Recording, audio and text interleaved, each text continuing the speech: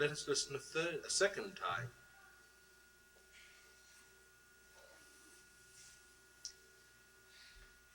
Luke chapter 7, verses 31 to 35. The stubborn children. To what then shall I liken the men of this generation? And what are they like? They are like children sitting in the marketplace, calling to one another and saying, We have piped to you, and you have not danced. We have sung dirges, and you have not wept. For John the Baptist came, neither eating bread nor drinking wine, and you say, He has a devil. The Son of Man came eating and drinking, and you say, Behold, a man who is a glutton and a wine drinker, a friend of publicans and sinners. And wisdom is justified by all her children.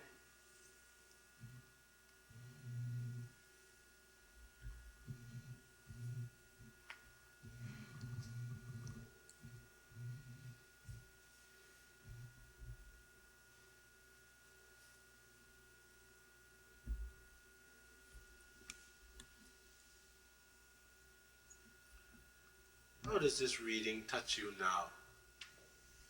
Whatever you do, whatever you think or drink or eat, the world is condemning you anyway. Don't wait anything from the world.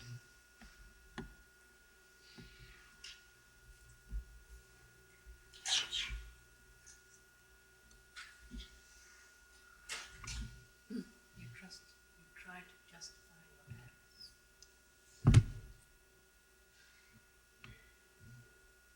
Try to set up an exchange all the time, but there's nothing to exchange. Wisdom contains all differences.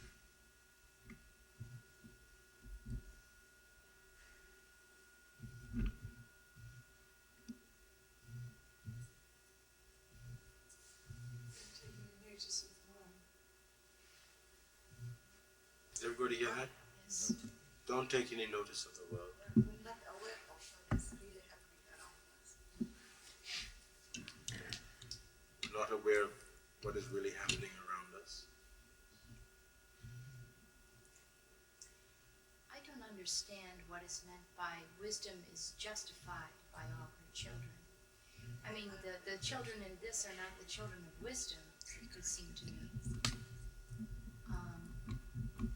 The phrase is difficult to me, what is to be understood from it. I will share it with you later. Is that all right? Or unless you want to say what you think it means. Well, let me see. Wisdom is Wisdom is children. justified by all her children. The children of wisdom are those who are following the right and doing what they feel is right. And by their very being, by their very behavior, they justify the concept of wisdom. That's what I understand.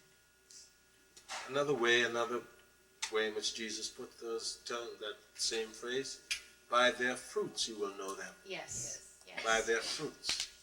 Yes. The fruits of wisdom will show itself. If you're a kind person, you will reveal kindness. You will be what you are. Wisdom will show itself. Sir, it's true that from the people that we call sinners or criminals or bad people, the people who seem to be lacking in all the virtues, it's also thanks to their existence, thanks to their encounters with us, that we are awakened sometimes to even think of virtue, to want it, and to turn with love to those people whom we thought were lesser than ourselves or from whom we suffered cruelty. And something in this verse is speaking about all of us, good and bad and in between. We are all children. Every one of us. I don't think that there is any kind of separation or differentiation in the end. Because if it wasn't for the existence of all things, how could we learn? I couldn't have. Thank you.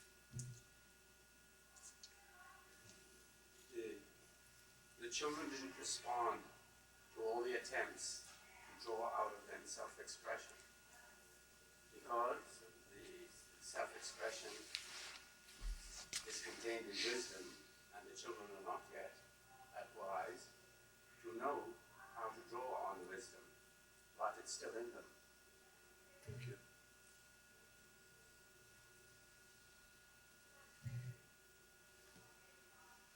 You want to listen a third time? Did you want to say something? Yeah, the Lord is benign in absolute lack of affect. We danced for you and you didn't respond. We sang for you. Did you hear us? Did you see us? When we offered up our scents, did you smell us? Did you see our glorious variety of expression? And if you did, how can we know? How can we tell? This desire for a personal God is very, very real, very intense. But the glory of it in this passage is that beyond even emotion, there is the grandest state of non-emotion. There's something very hard to reach and understand and accept, but there's something that's beyond even the most glorious experience of love divine. There may be something even beyond that. It's affectless. It's pure. It's beyond expression.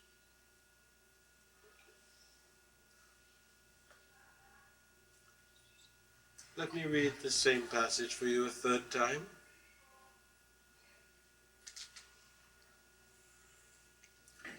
What comparison then can I find for the people of this generation? What are they like? They are like children shouting to one another while they sit in the marketplace. We played the pipes for you and you wouldn't dance. We sang dirges and you wouldn't cry. For John the Baptist has come, not eating bread nor drinking wine, and you say he is possessed. The Son of Man has come eating and drinking, and you say, look, a glutton and a drunkard, a friend of tax collectors and sinners. Yet wisdom is justified by all her children.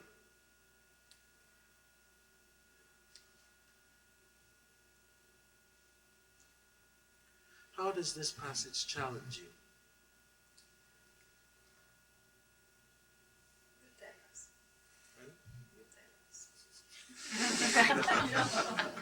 I can tell you how to challenge me.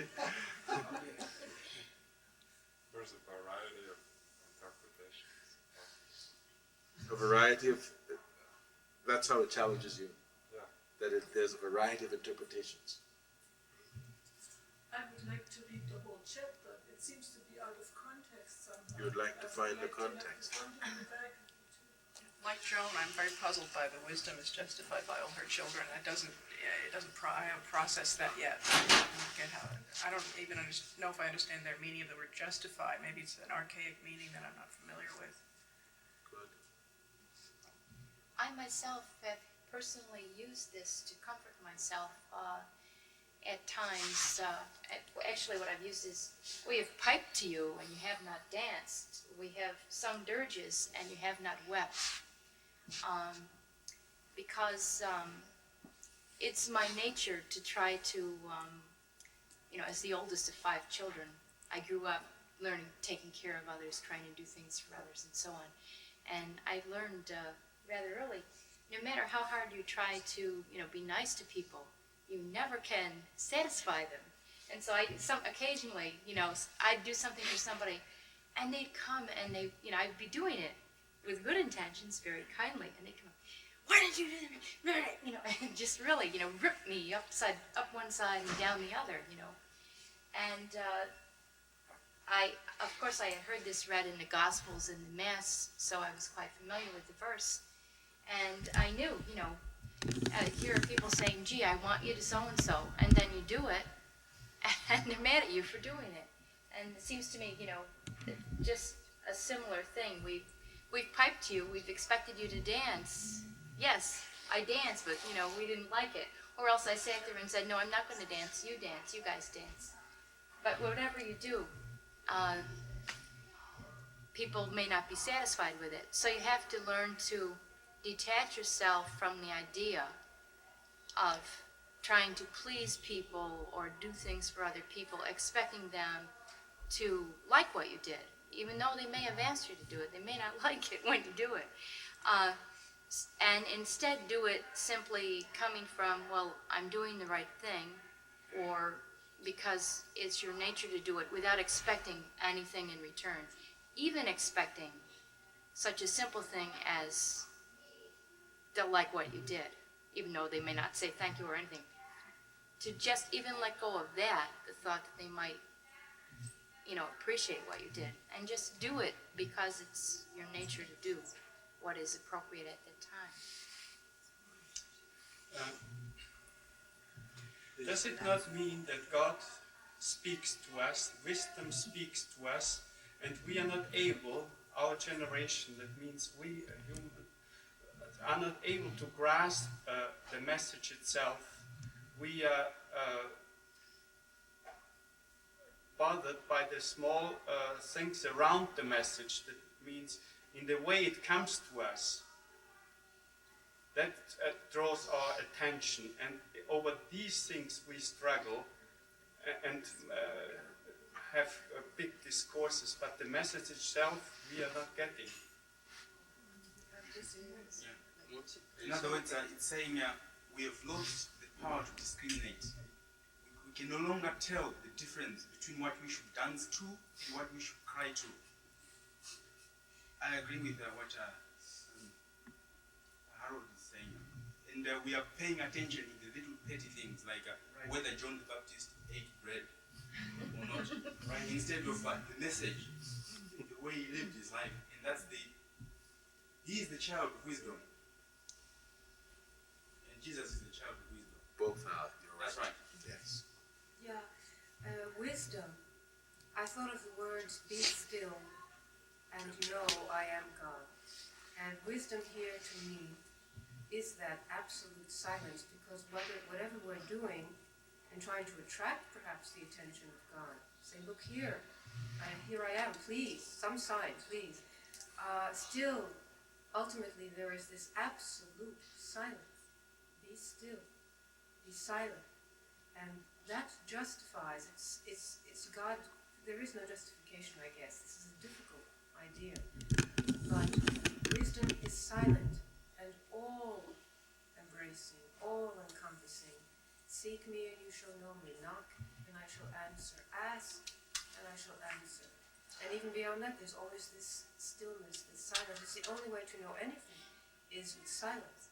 If you meet someone from a foreign country who doesn't speak a word of your language, nor you his or hers, the only way to communicate, God willing you have your sight, is with your eyes, in silence. Even beyond the gestures, the movements, the clothing, all those outer things, ultimately you connect in silence. So wisdom here to me has something to do with it. It is very, sorry. It's, from my point of view, it's saying what Swan said, the other life in perfection. The marketplace is a symbol of life's fluctuation, going up and down, the waves. The children have no position yet with knowledge because they don't respond to the cultural position. In the marketplace, there's no time for culture. And the lesson, or the person of the prophet speaking, is assuring us that wisdom is still contained to keep a level balance so that when it goes down in the marketplace, you don't get lost like the children, just playing and wrangling, and that you're able to come up again. The wisdom of the prophet is always there. Pay attention to it. Thank you. I was asked, first of all, what is the context of this text? Just before it, John has sent his disciples to Jesus, "Are you he who is to come?" And then Jesus tells the people who John is. What did you go out to see? He praises John to the heights, and so it's about John the Baptist. John is already rejected and put in prison. He is rejected. And Jesus is criticized. Following this text, Jesus is defending the woman who is seen to be the sinner by the Pharisees at a table. He is invited to the table and he defends her. So they're both seen as, they're both rejected. Jesus and John. And so this is the context in which Jesus speaks. I was thinking, how will I describe this? You look at a painting in of a sunset and someone says, "What a beautiful sunset." And then you look at a sunset and you say, "What a beautiful sunset, it looks like a painting." The reality and illusion. What did Swami tell us this morning about the inner reality, the invisible being more real than the visible. And wisdom discerns. Wisdom is God's way of doing, God's way of being. Paul calls Jesus himself the wisdom of God, expressed in the cross.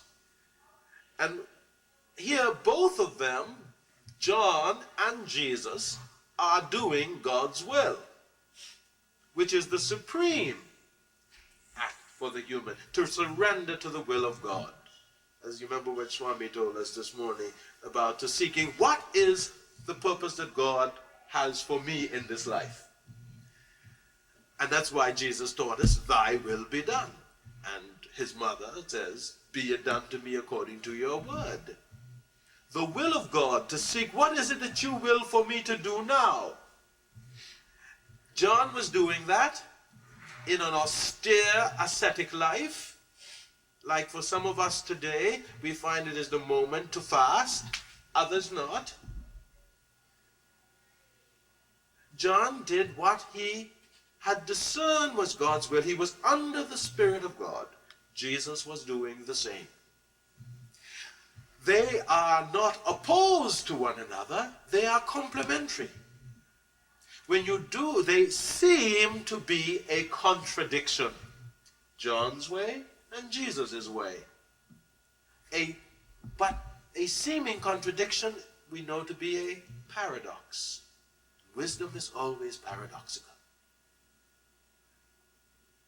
How could John and Jesus, they are cousins, they're only 6 months apart in age, they grew up together. One is the forerunner and the other is to be the Messiah. They are messengers. He is the messenger and the other one is the message. And so, Jesus is at once complementing the way God does things, indicating that, and he is saying you're fickle. I went to see some members of my family recently on holiday, and they said how good you look, and others says how fat you are.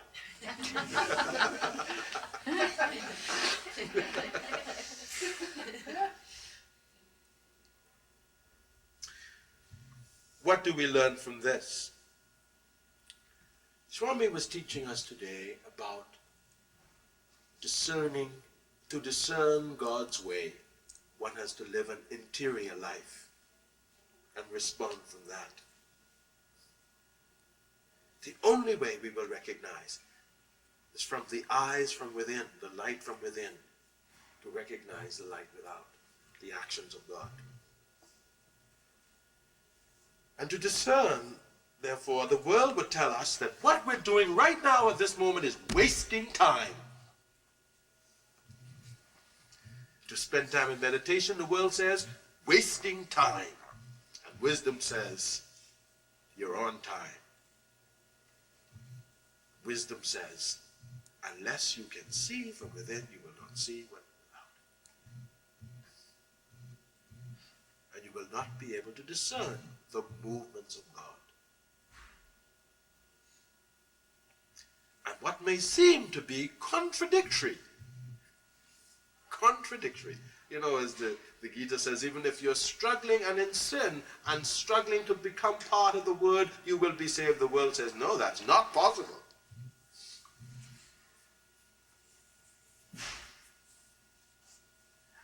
And here we are trying to accommodate what the world would say to make ourselves look good according to those who do not wish to come under the wisdom. We will never, the wisdom of God is not reconcilable with the wisdom of the world. They're irreconcilable in a certain way. Because one stands outside and the other stands on the inside. It's not to say the matter of saying we're better than anybody else. That's not what it's saying. And Jesus, you could almost imagine him standing there smiling. He says, uh-oh, what can I do with you? You know, here is John and here is me, and you condemn us both. And you know what? They're both in us. The John and Jesus. And they're what is appropriate. Sometimes it is appropriate to laugh, to cry. Sometimes it's a time appropriate to cry. Wisdom discerns. You're moved by the Spirit to see, to respond. What is it that I'm called? How is I called to be now? We used to think of wisdom as recto ratio vivendi, the right way of living. Recto ratio vivendi, the right way of living. But that is to be under the Spirit, to discern. There is a lovely story. One of you mentioned that it all comes together in what may seem contradictory, and I have a little story here I'd like to share with you, but before I say that, can you see what I meant when I said at the beginning that the Word of God is always on target? This is the reading we have for today in all our churches. And what was the word that was delivered to us this morning? But about discerning, and one has to live an interior life, wasting time with God to lead to the eternal peace, the eternal presence, a deeper quality of life, to seeking what God wants me to do with my life, and not dissipate and destroy. That one needs an interior life, and the world said you don't.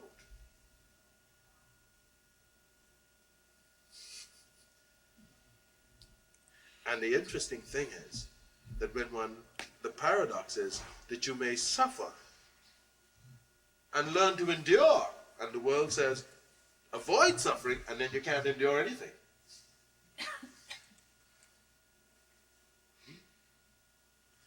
The paradox. Let me read this little lovely story for you then.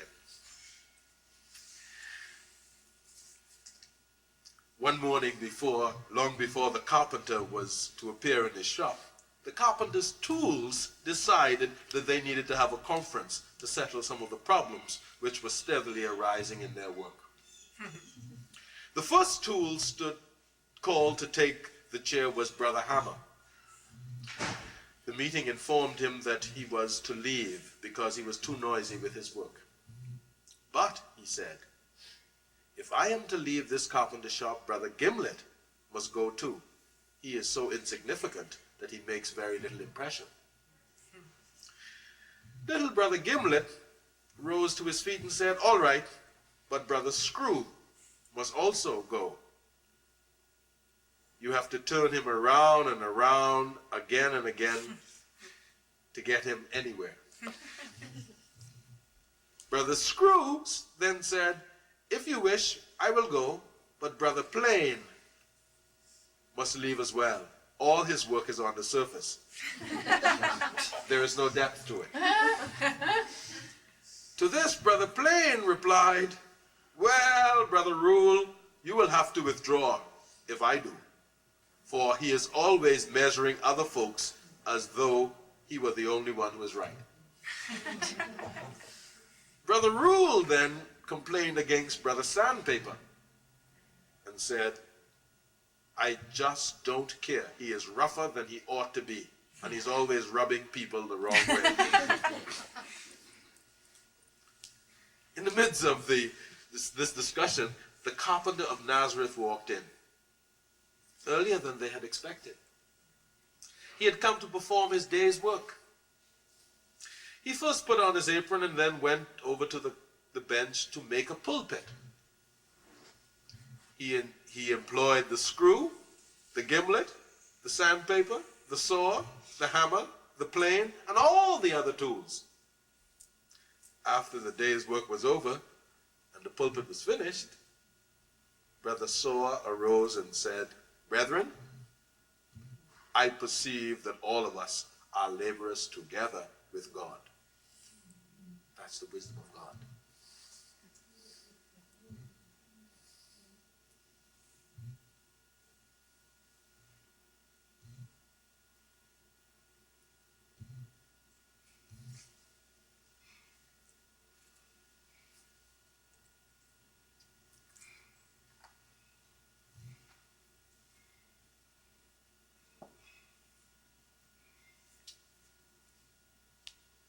Veni Sancte Spiritus, Veni Sancte Spiritus, Veni Sancte Spiritus, Veni Sancte Spiritus, Veni Sancte Spiritus, Veni Sancte Spiritus, Veni Sancte Spiritus, Veni Sancte Spiritus, Veni Sancte Spiritus, Veni Sancte Spiritus, Veni Sancte Spiritus, Veni Sancte Spiritus. This is how Paul ends, and I would end with this.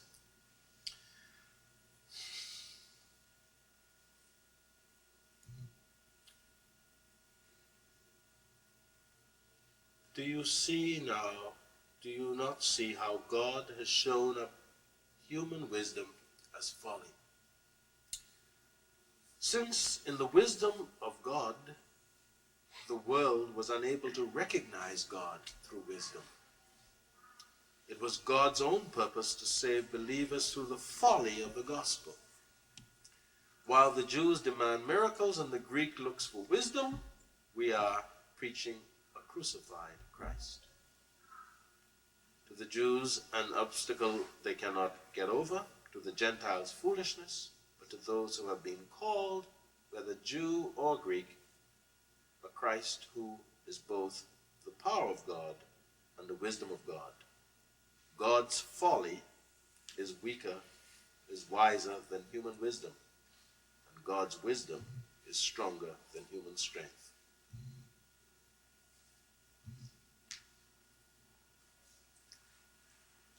Thank you.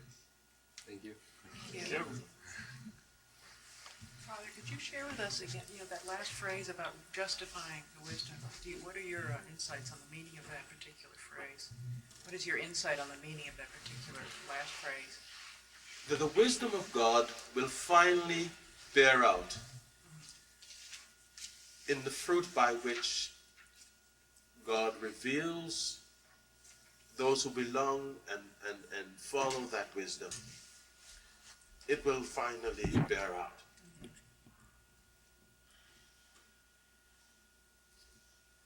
And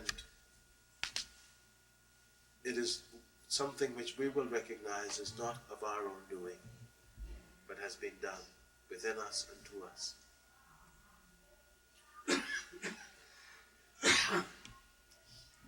It is not human ingenuity, it is not strategy, but it is that grace and presence that we must lay ourselves open to. And it's always seemed to be paradoxical. When you lose yourself, you find yourself. That's wisdom. When you let go, it's when you have it. When you possess, you no longer have it. Yeah. When you try to capture the light, it becomes darkness. When you capture the oxygen and try to encase it, it becomes carbon dioxide. When you let it go, it is. There is no way to grab it. You can only let it be. And that's what Jesus is saying. You will know from who we are. So the justification takes place automatically through the grace of It's God, not it's by within the it. It's doing within of it. anybody. It's within it. He says, who I am, and God's way, it will be seen. It will be seen. It has the power to reveal itself in the very thing itself.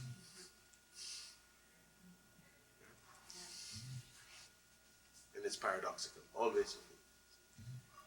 Speaking about being on target and in harmony with what Dyall, Swami, and we are going through, the 9 days of Navaratri is celebrating God as Mother.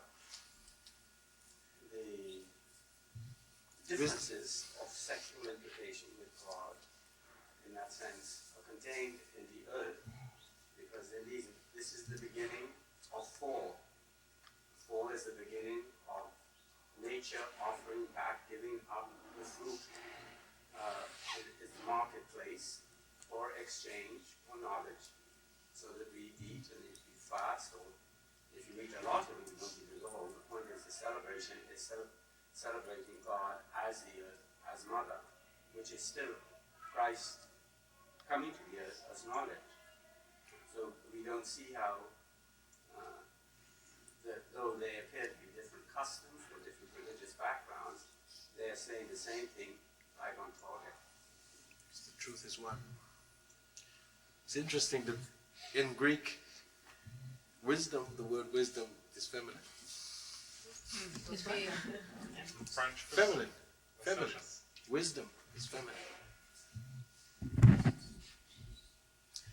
And that lovely description of wisdom which someone alluded to in the 7th chapter of the book of Wisdom, subtle, intelligent, and spirited was with God. It's God's way. Wisdom is the way, God's way. The way God does things. I can't even say does things, the way, God's way. The right way of living. And when you try to prove it and it's justification, it's in itself. Yeah, we say the proof of the pudding is in the eating. Justification is itself. And that's what Jesus and John. You can't reckon, you take them both together. An ascetic and the one who showed us a different way of living. They're both right. They were both doing God's will.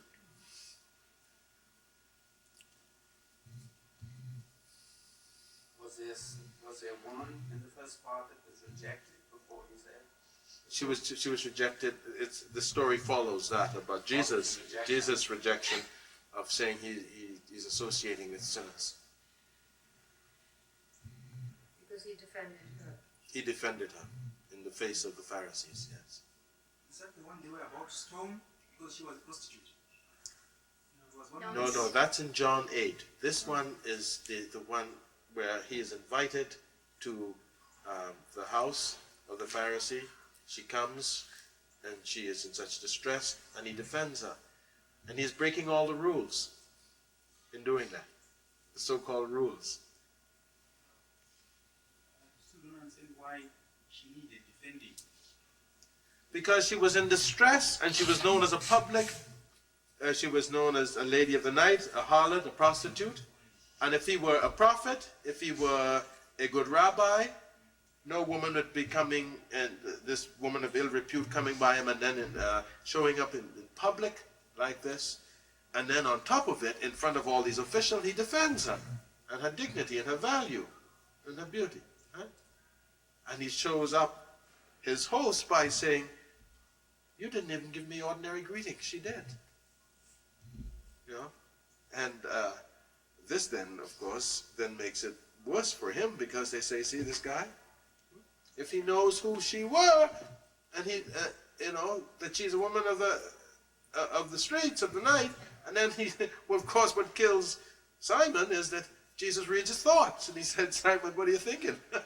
He says, yeah, and he at once accusing him of not being this, and then Jesus reveals. And so what he is, what the very criticism that is being leveled at Jesus is shown in this very next story. God's ways are not our ways. See, Isaiah a long time said, God said, as far as the heavens are above the earth, are my ways above your ways, my thoughts above your thoughts. For my word shall go forth from my mouth, and it shall not return to me void. It will accomplish that for which I purpose it. And we seek not to create or invent. We seek to discover God's way. We don't create the truth. We discover it.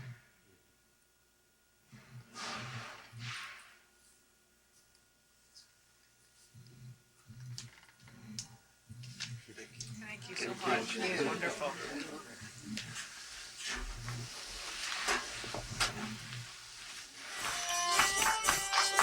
Jai Ram, Jai Ram, Jai Ram, Jai Ram, Jai Ram.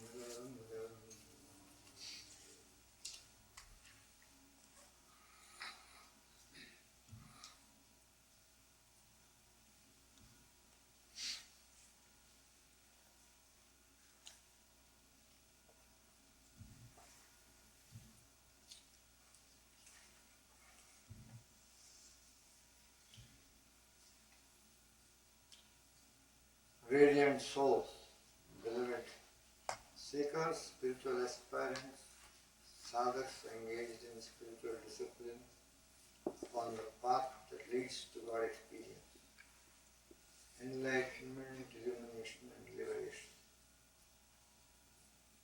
Call it the kingdom of heaven, call it Satori, call it Nirvana of Buddha, call it the supreme plenum, call it paradise, or the Islamic paradise, call it moksha, Kaivalya moksha samrajya.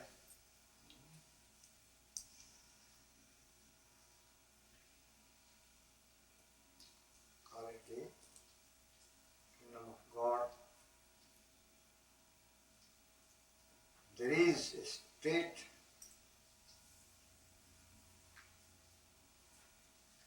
to be experienced, a state that transcends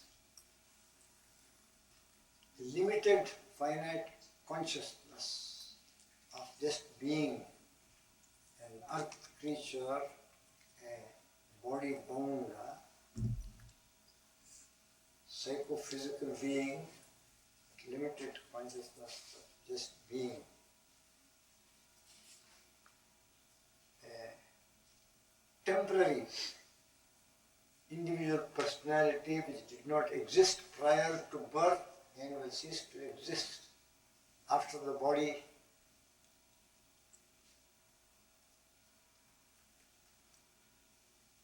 ceases to breathe and live, and it is either buried under or cremated. So it means there is a personality that is only temporary in time. It did not exist before and it has ceased to be, and therefore it is now only for the time being. There is a consciousness that transcends this temporary personality identity, transcends the consciousness that we are only earth creatures, confined and limited in time and space, transcends this finite consciousness being merely a psychophysical human identity. It goes beyond time and space, that goes beyond the concept of birth and death, that transcends name and form. There is a state of consciousness, rising into which, or entering into which,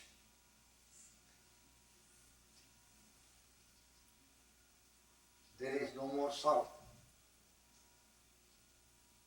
there is no more grief,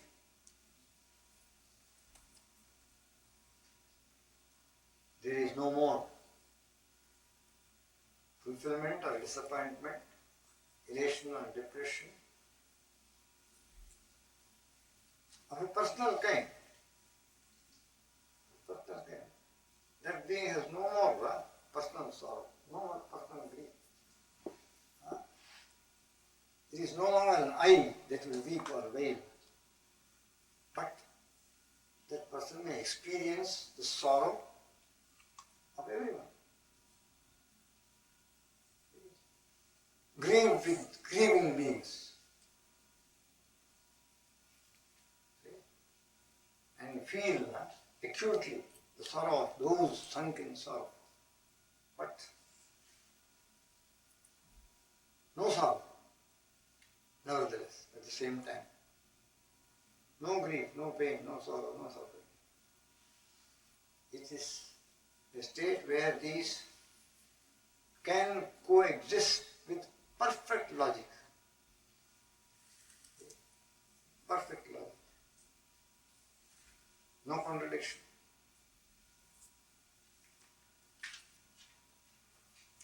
And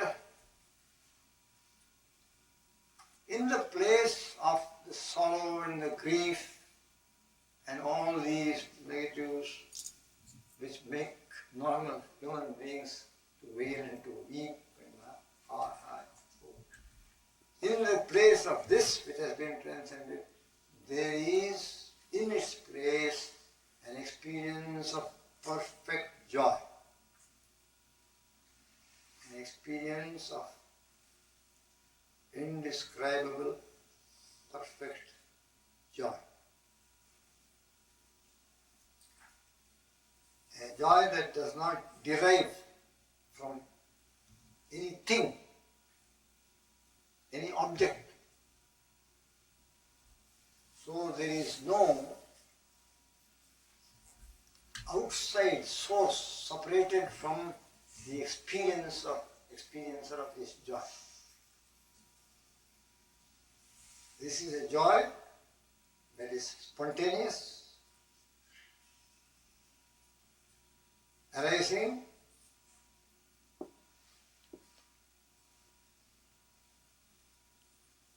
from the depth of one's own being,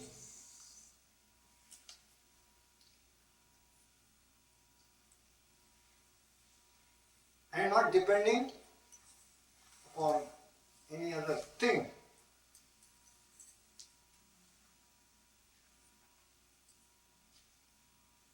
And therefore immeasurable.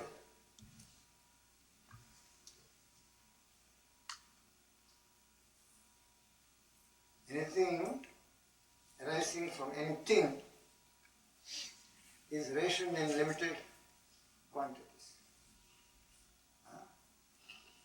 If a boy is given one piece of chocolate, he is happy. If he is given 2 pieces of chocolate, more happy. If a handful of chocolate, whoa, handful of chocolate. See?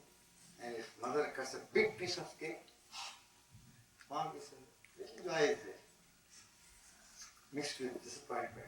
I have not got as much as Johnny has got. See?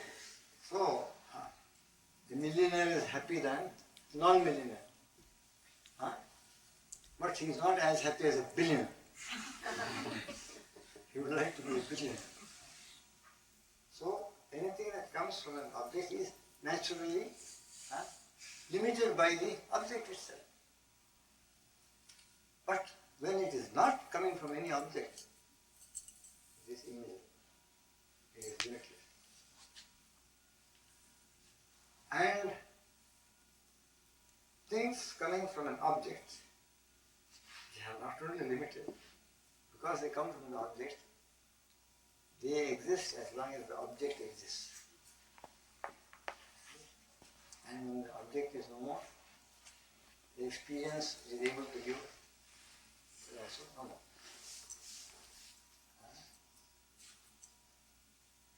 Every mother knows this. Baby squalls and you give it the formula.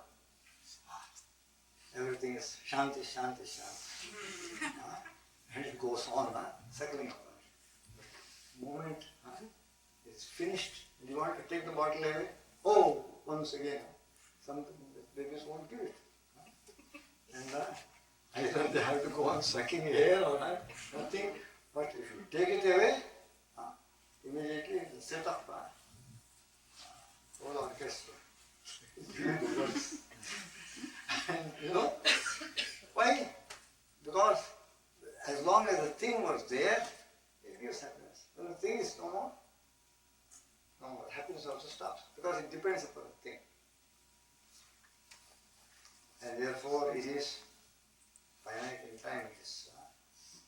It cannot give continuous satisfaction.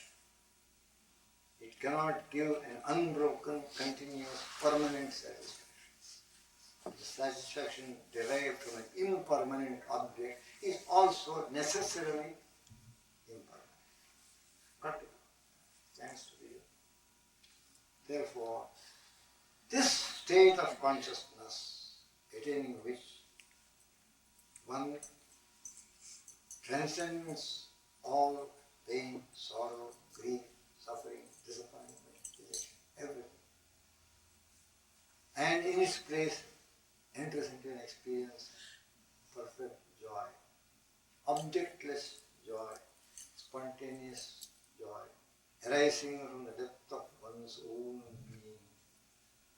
And and this joy, not depending upon any object, is immeasurable. Therefore, the satisfaction that this joy brings is eternal, permanent. Thus has this great state been declared to be by those who entered into this state, experienced this state, and then became permanently established in this state, from which there was no more moving. They could not be deprived of this state. They became completely, totally established in this state, in that state of fullness, in that state of joy, in that state of supernal satisfaction. They are called the Jivanmuktas. Some call them Tathagatas, they call them Jivanmuktas, Sthira Prajna.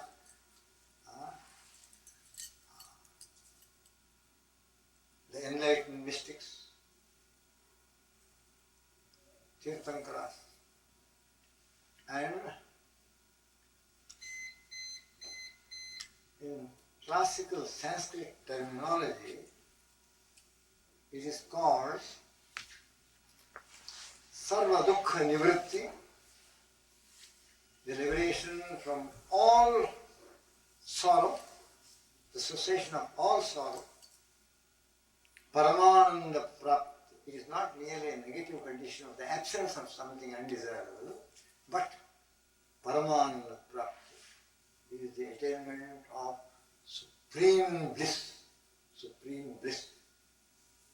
and Nitya Tripti, attaining which one becomes eternally satisfied. Nitya Tripti. Sarva Dukkha Nivritti, Paramananda Prapti, Nitya Tripti. Liberated forever from all the unsatisfactory negative experiences that characterize this mundane life of physical consciousness, body-owned and mind-owned consciousness. It is called Kaivalya Moksha Samrajya, that grand state of liberation. Kaivalya Moksha Samrajya. The ultimate cessation of all sorrow and the attainment of supreme bliss and becoming established in the state of permanent satisfaction. That is, now this state is the ultimate reality. When you say ultimate means, don't think it is something that ultimately one attains. It is also the beginning of all things. It is the Alpha and the Omega. Okay? That which ever was, ever shall be, and ever is, whatever world without end. So, this is the truth, this is the reality. This is the state, like the ocean. And this state being a state of fullness, this state being a state of infinitude. Infinity is that which is everywhere. So, when it is everywhere, it cannot go anywhere. See, if you are in some place and not in another place, from this place you can go to that place. If you are simultaneously everywhere, how can you move? Therefore they call it motionless. Acham. It fills all full, infinite, everywhere. So there can be no question of any movement from here and there, because it is here, there, everywhere, right now. The same moment. Therefore, infinity is called motionless. It is static, not in a negative sense, because it has to be only that. It is static. Because there is no question of movement. Movement presupposes and imperfection. The movement presupposes not a perfect state, but a state of fullness. And that is substract, that is the ultimate reality. They call it the eternal ground of all existence, all things that are, is being. So then, how do you explain this multifarity, this constant flux of this phenomenal appearance? Everything is in movement, everything is changing. See? You think this is a pillar. We are all moving about, it is always static. 24 hours it is there. Anytime you come, you can find it. But the physicists will say it is constantly in motion. In every the atom, the pillar, electrons and protons are in a never-ending dance. Krishna being surrounded by gopis. He in the center and moving around. What is going on? Because they have seen it. They can show it to you if you go to the right place. And they say between these two particles, within each atom, between these two particles that are whirling around, there is so much of empty space. They say empty space is 1,000-fold more than the actual space the particles themselves occupy. So it is actually emptiness. And yet, some little particles, such a tremendous world, that it gives the this of solidity. And the analogy they try to explain it by how can a thing which is constantly in movement present a semblance of solidity? This is simple.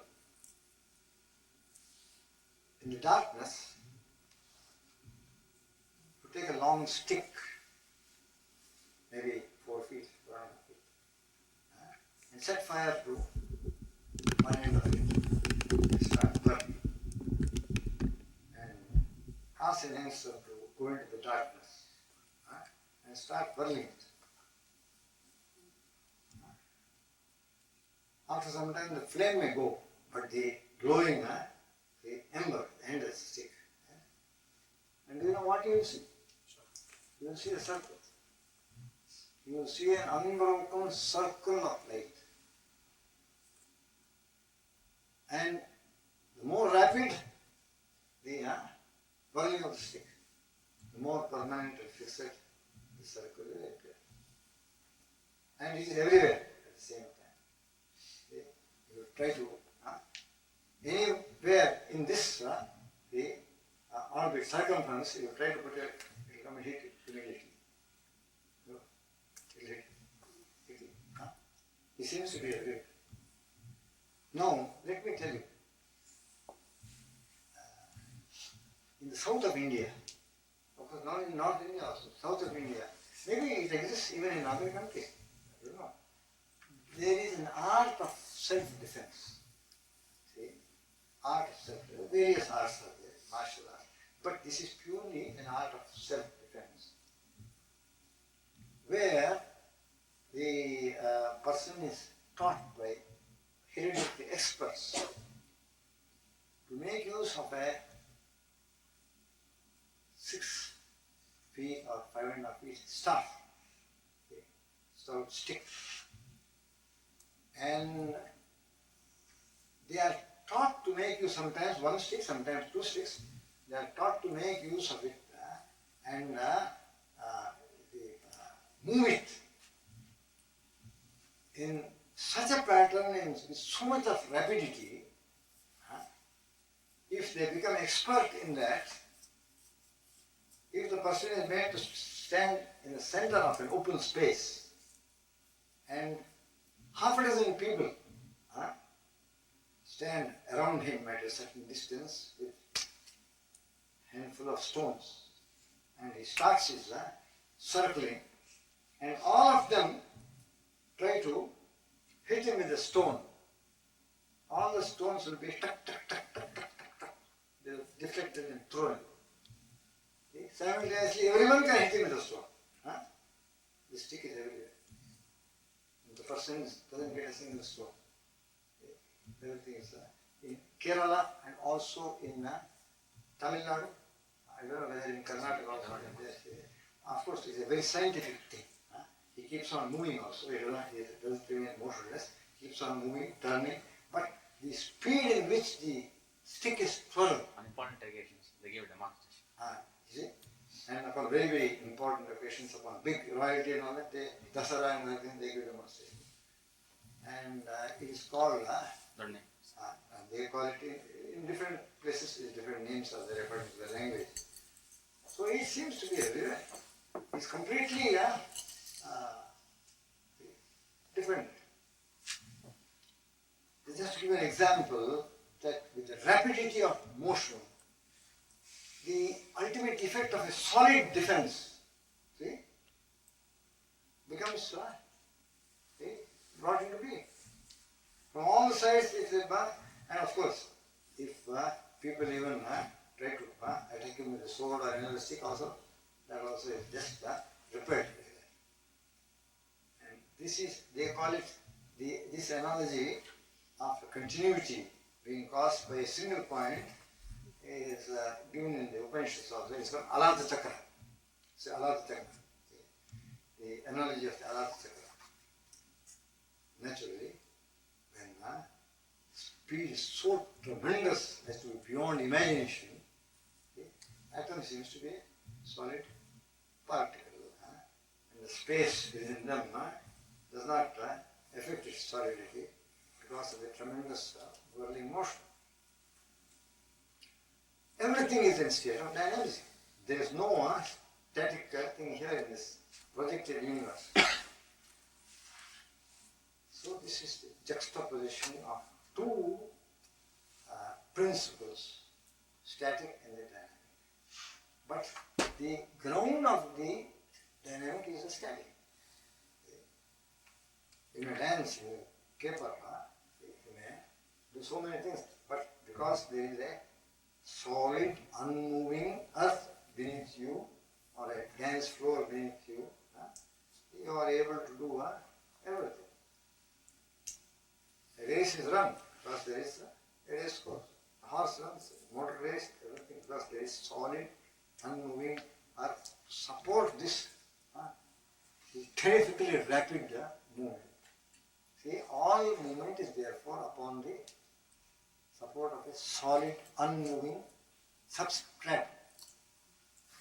Just as no picture can come without canvas. In the same way. And this eternal ground, or the solid substratum of all existence, is called Brahman. It is called the absolute being. Brahman of the absolute being. And this dynamism that we see is called Prakriti. And Prakriti is personified as a great cosmic mother. And that mother is also, among other names, other terms by which we refer to this great mother, she is also referred to as the transcendental power, or the supreme power, or the primal power. Primal because she was before anything else came into being. So a movement is initiated. In that vast, imponderable, immeasurable, all-pervading, infinite, static Brahman, where there is no motion, rather no movement. In that arises. Why it should arise, don't ask me. There arises a certain point of stress caused by a movement in that motionless infinitude. A movement in the form of a vibration, a vibratory movement. This vibratory movement, the primal first vibratory movement in that absolute calmness, momentless calmness, is called the Adya Spandana. Spandana means vibration. And this appears as a point of stress in the supracosmic existence. And this point of stress, from which this vibration emanates, takes the form of a mystical cosmic sound. Because where there is vibration, sound is created. In the vast emptiness of the ether of space, sound is created. And that sound, the primal sound, is called the word. Word. Which existed with the imponderable transcendental being. Being alone was, then this word became manifest. And the word existed with that primal being. And it was no other than the primal being because it emanated from that. So it must have been part of that. And that word is a sonorous, mystical Om, Om, Om. The transcendental, the primal power.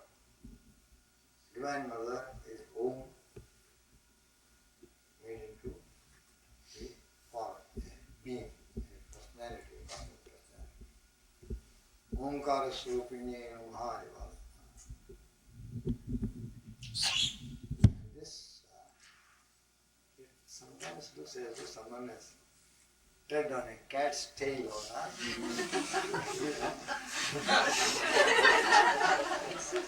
puppy dog.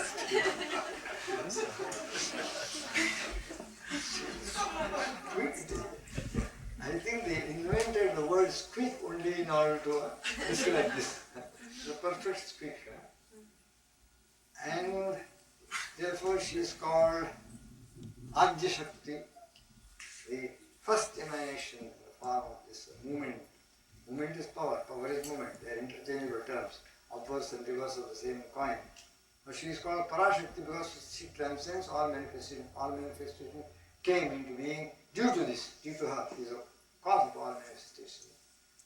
And she is the great power because all later powers were permutations and combinations of that one great power. There are all so many multitudinous variations of that one great power. So she is called Mahashakti, Parashakti, Adyashakti, great power, transcendental power, or the primal power. She is divine power. So she is the dynamic aspect of the static being. Yes. Can we try in terms of human experience and observation, can we try to give some analogy that can explain this cosmic fact? Yes. Mid-ocean, absolute calm. I once, out of personal desire, I once journeyed from India to Africa, South Africa, by ship. I wanted to go by ship to enjoy the sea journey. And fortunately for us, at that time, due to a big upheaval, Egypt had sunk a number of ships in Suez Canal, and and Suez Canal was blocked. So there was no more traffic from the Atlantic side through the Mediterranean, through the Suez Canal, direct into the Arabian Sea. All ships from England had to go all the way down south on the western coast of the African continent, round the Cape of Good Hope as ancient mariners did before the Suez Canal was built, and then work their way up all the way, or go directly from there to Australia, down the Indian Ocean. This was that time. Suez Canal was gone. Only ships were plying. So we got shipped French liner, passenger liner. So within 24 hours out of sea, out of land, so we came to sea. 8 days, it was a travel of 8 days. We embarked on the 2nd of May, 10th of May morning we reached Durban, from Bombay to Durban. After the first day out, when we woke up in the morning, there was nothing but a vast sheet of grass all around us. The sea was nothing but little heaving, like that, undulating, except for the furrow which the ship created in its movement. There was no motion in the sea at all. No wave, no breaker, nothing tumbling. It is all our experience of the shore.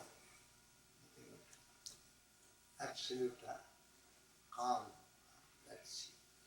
Of course, they say when this hurricane gale blows, it's a different thing. But perfect. Blue skies, blue waters, bright sunshine, all the 7 days. So this is what the storm develops, and then there were the terrific breakers, terrific 20 feet high waves crashing into one another, and then all on the seashore. See? All this movement is only upon the surface. In the depth of the ocean it is absolutely calm. Gales may blow, hurricanes may rage. Nevertheless, all disturbance is only upon the surface. Deep beneath the sea, the immeasurable depth of the sea is calm. It's unshaken. Peace. That is the analogy. The surface waves like Shakti, the whole of this phenomenal universe, and the immeasurable calm depth is like the Parabrahma. And a more modern analogy, sometimes when I see this electricity, what a number of things this one thing, one current, one factor called electricity does. It makes things to spring into a brilliant luminosity. It makes things to produce sound, amplify sound. It makes things cold inside the refrigerator. It warms your room through a heater, and it makes the pump to whirl into movement in a dynamo pump. Everything it does. It produces sound, it produces music, it produces cold, it produces heat, it produces light. And all these various things it is able to do because it is constantly flowing through a network of wiring, to a vast circuit where it is moving. And it is so dynamic. Somewhere it is explosive. If you touch some exposed wire, it enters into you also. It's always terrific movement. But then you go to a powerhouse where this current is stored. You don't know. It is all violently there, motionless. It is a vast repository. And if it is disconnected from this network, it is Come and quite, you don't know how many thousands of megawatts are there. We have no idea at all. We cannot see it. There is no movement, but it is there. How do you know? You are connected to a vast network of wiring. Then it starts burning throughout the circuit. So the static electricity inside the battery or the storage, the substation, Brahman.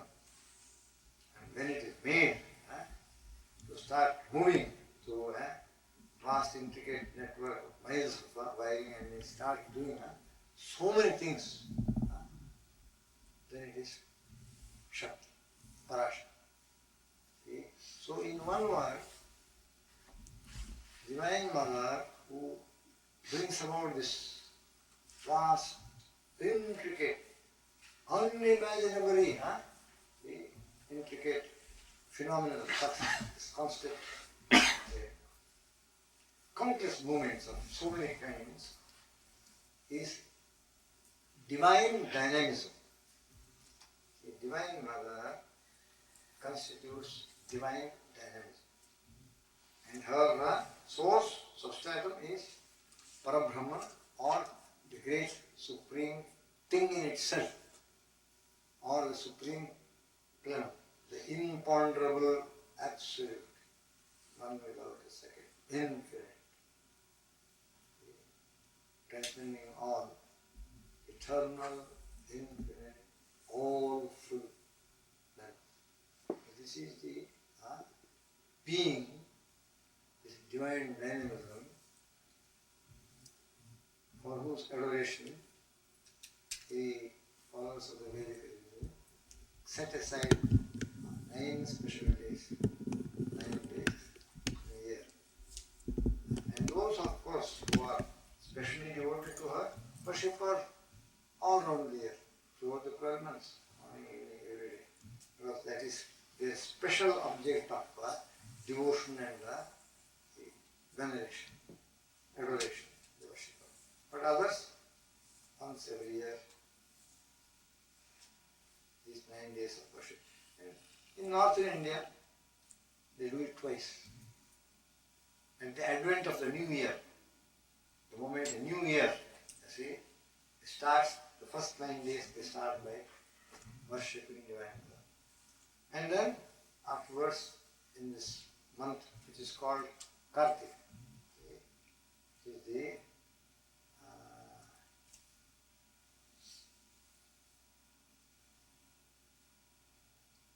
8th month, Chaitra Vaishakh, Jeshta Ashad, Shravan Bhadra, Ashwin, Kartik. The 8th month of the Hindu religious calendar year. Divine Mother is therefore no other than the supreme, ultimate, absolute reality. So only a dynamic aspect of that all-full, infinite, absolute reality. So the Guru of Swami Vivekananda, when he tried to explain it to his devotees, he said, there is no, it's a distinction without a real difference. It's the one and the same thing. They are inseparable. Just as fire and its burning property are inseparable. You cannot think of them as apart. If there is no burning property, fire is not fire. Fire is fire because of the burning property. And it burns because it is fire. Fire and its burning property are sugar and its sweetness. He took some analogy from village, rural life also. Snake and its zigzag motion, he said. And milk and its whiteness, he said. This is milk and its whiteness cannot be separated. Milk is white, whiteness is white. Milk white, we say. Snow white also. So, just as fire and its burning property are one and the same. Sugar and its sweetness are one and the same. Brahman and Maya, or Brahman and Prakriti. They are inseparable. Just as you see, supposing you lift up a heavy weight, bucket full of water. Now, what is it that lifted the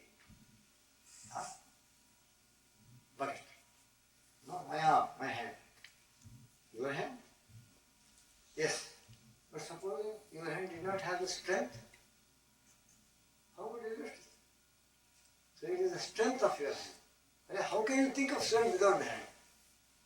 So, it is the strength of the hand that made you lift, made it possible. And the same thing if you had been weakened or the hand is paralyzed or you will not be able to. See? So, whether the strength lifted it or the hand lifted it, you cannot say. There cannot be strength without the hand. And there cannot be hand without strength which can lift it. If there is no strength in the hand, it cannot. So, something is there and something manifests through it.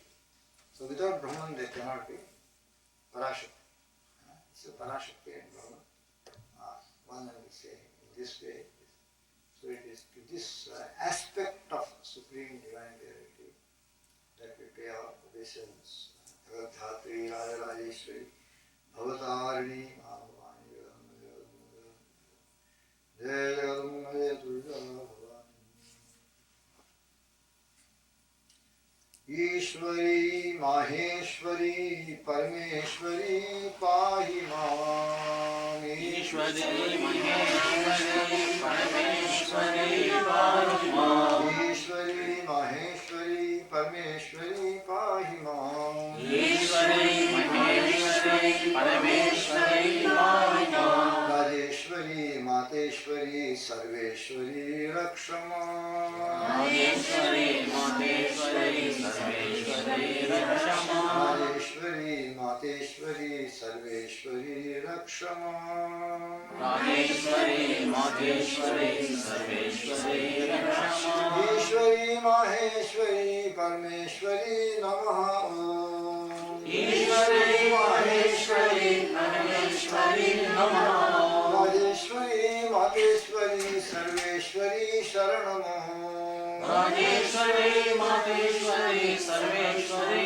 Sharanam Ishwari Maheshwari Parameshwari Pahi Mam Ishwari Maheshwari Parameshwari Pahi Mam Rajeshwari Mateshwari Sarveshwari Rakshama Rajeshwari Mateshwari Sarveshwari Rakshama Gurudeva Sadgurudeva Sadgurudeva Pahi Mam Shivananda Shivananda Shivananda Rakshama Sadgurudeva Sadgurudeva Sadgurudeva Pahi Mam Shivananda Shivananda Shivananda Rakshama Hare Rama Hare Rama Rama Rama Hare Hare Krishna Krishna Krishna Hare Hare Hare Rama Hare Rama Rama Rama Hare Hare Krishna Krishna Krishna Hare Hare Rama Hare Rama Rama Rama Hare Hare Hare Krishna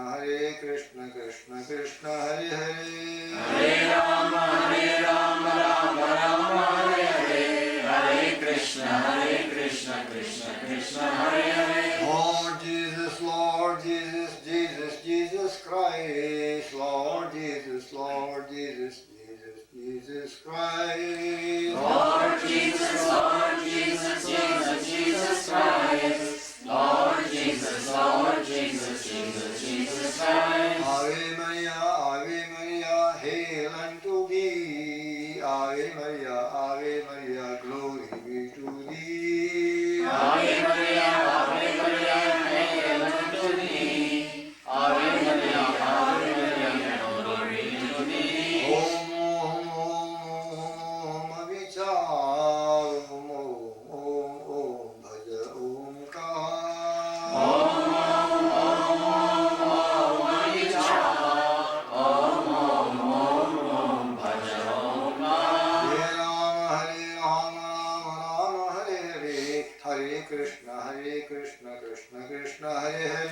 Hare Rama, Rama Rama, Hare Hare, Hare Krishna, Krishna Krishna, Hare Hare. Serve, love, give, purify, meditate, realize. Serve, love, give, purify, meditate, realize. Serve, love, give, purify, meditate, realize. Serve, love, give, purify, meditate, realize. Serve, love, meditate, realize. Representing four yogas. One to annihilate our selfishness, serve. karma yoga. Want to develop devotion and direct our purified emotions and sentiments towards the Lord, towards the divine. Bhakti yoga. Want to discipline our senses, control the mind, subdue its restlessness, focus it, one point, make it one point, meditate, dhyana yoga, raja yoga, realize through inquiry, philosophical inquiry, discrimination, analysis of experience, analysis of the universe, analysis of purity, investigation, ceaseless pursuit of this investigator, until you attain illumination. Jnana yoga, Vedanta, serve, karma yoga, love, devotion, bhakti yoga, meditate, raja yoga, and realization, realize, jnana yoga, and give, purify, in between, because the main obstacle is selfishness and impurity.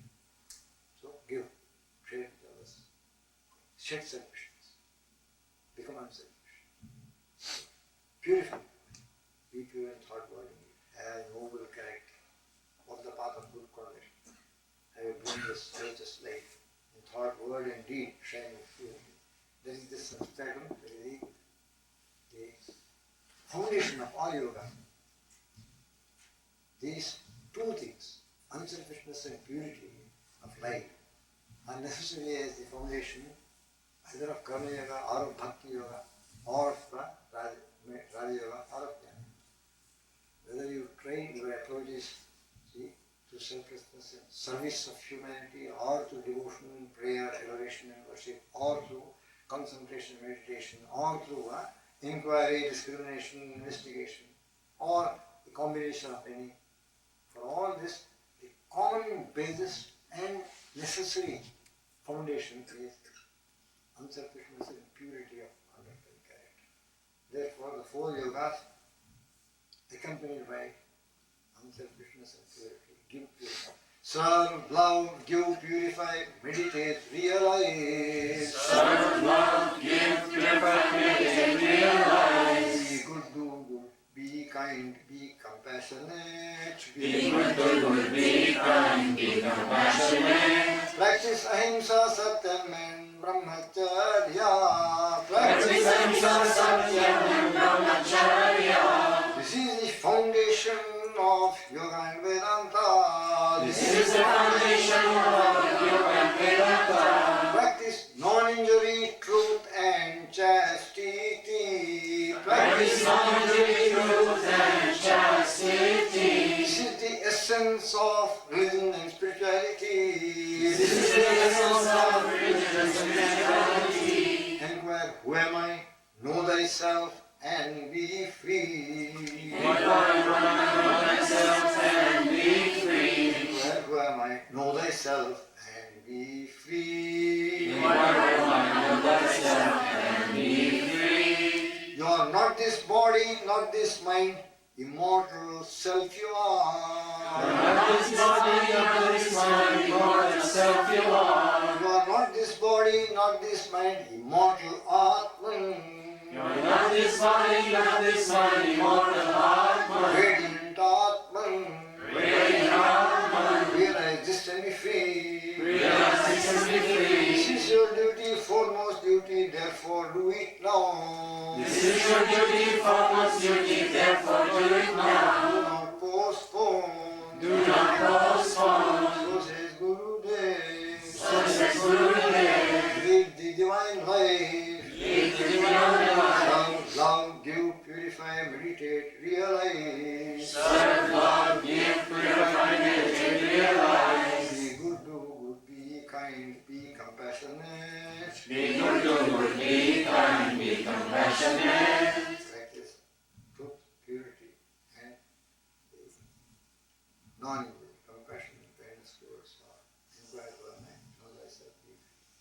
This is, in essence, the divine life, whose basis is unselfishness and purity, and which moves to the sadhana of selfless service, devote, worship, concentration, meditation, and jnana, self-realization through inquiry, discrimination, investigation.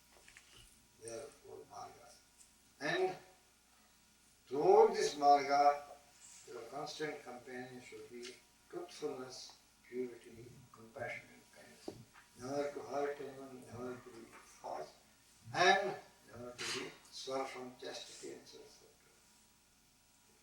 This is the message of Gurudev in a nutshell. Hare Rama, Rama Rama, Hare Hare, Hare Krishna, Krishna Krishna, Hare Hare. Hare Rama, Rama Rama, Hare Hare, Hare Krishna, Krishna Krishna, Hare Hare. We hold in our prayerful thoughts and we commend to the gracious care of the Lord, Mrs. Dyall and Rudra's and Steve Sims. Loka samasta sukhino bhavantu asato ma satyaya tamaso ma jyotirgamaya mrityoma amritamaya om purnamadam purnamidam purnamudachyate purnasya purnamadaya purnamevavashishyate om shanti shanti shanti.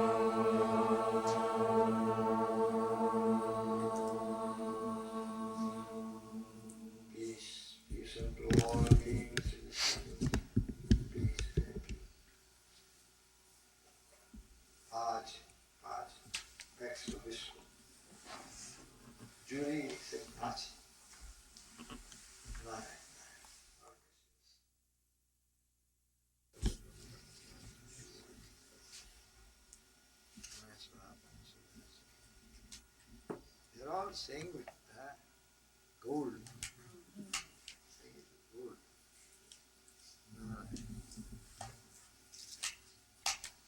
Oro. Right? Oro.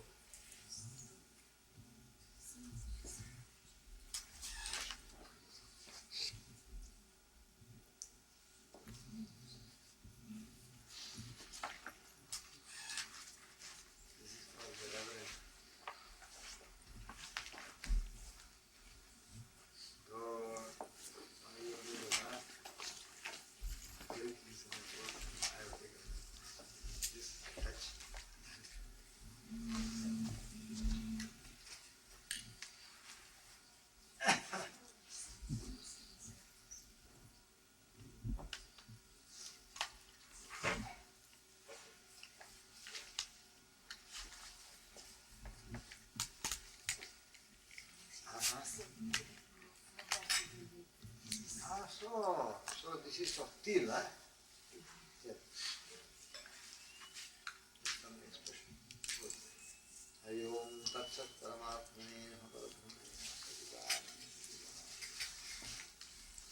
I have kept your sabudana. No, I think it's not.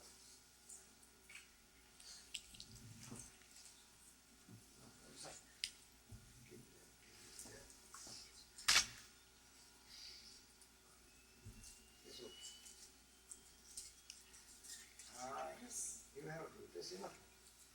You have to do it. Because it is better you ask them to take it. Otherwise, oh yeah, then it's good.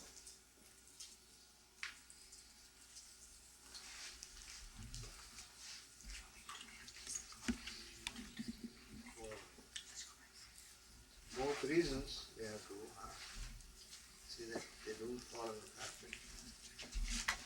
Only because they need to create a vacuum in the system. And also, if it falls on the carpet, it will start releasing its grease. It's got fatty.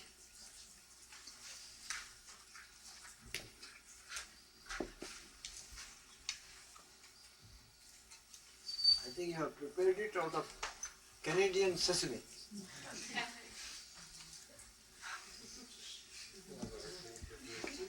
It is 100% sesame.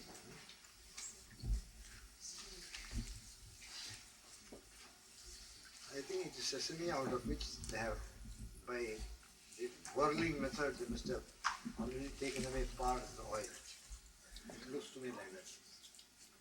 Otherwise, it can become quite greasy. And there is one confection which they make in Europe. The sesame is, the whole sesame, everything as it is completely turned into a paste. They call it halwa. 100% protein. I think they add a little bit of honey or sugar or something. Yes, sir. And we were making arrangement to come and see some of you that we can buy a Krishna Ben about the Yes.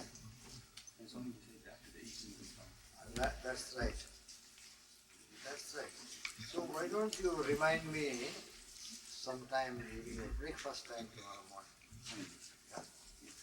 Because the shape of tomorrow is not yet known to me at the moment. Yeah. So after breakfast tomorrow morning, and I will make some time soon after midday, maybe immediately after lunch or something. That will be around about 2ish. Unless I try to make it possible just before lunch. But you have to remind me. Yes, I will send it. Thank you. Good night.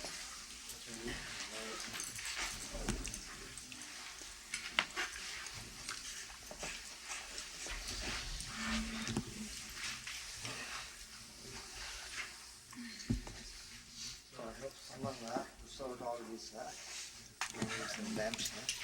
Hari Om, good night, salam.